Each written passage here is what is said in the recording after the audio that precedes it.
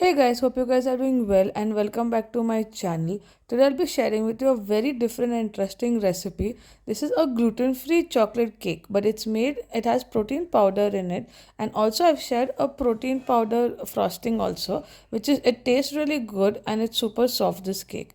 So in a bowl I have taken an egg, but you can take curd if you like, if you don't want to use an egg. Then I've used maple syrup, you can use honey, and then I've added a little bit of vanilla essence. Now mix everything really well.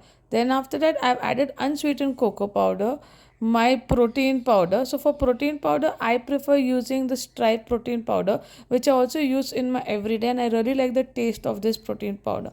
Then after that I have added my oats flour and I've added baking powder with it. So now you keep mixing everything really well till it comes together.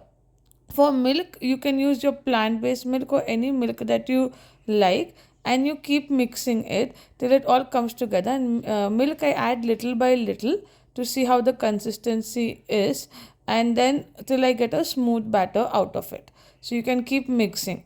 Also, if you want to see and try more healthy recipes that I share, do follow me on Instagram. I keep sharing a lot of different recipes that you can try at home. So once my batter is ready, I've poured it in a cake tin, and now we are going to bake it at 180 degrees for 30 minutes, but always use a toothpick to see that your cake is ready or not. So this is now my cake is ready. You can see how super soft it has turned, and I generally try to bake it in advance, and then I decorate and frost my cakes the next day. So now for the frosting I have used this whole truths chocolate, which is made out of only chocolate and dates, but if you don't have that you can use cocoa powder also. I've added a little curd. Don't worry, I'll add all the links also of my protein powder and the whole fruit truth in the description. So I've added the protein powder, and here I've used icing sugar, but you can use any other sugar that you like and which you want to try. So keep mixing it till it becomes a nice smooth frosting. Also, if your frosting has become a little thin, don't worry about it. Just keep it in the fridge and it will thicken up.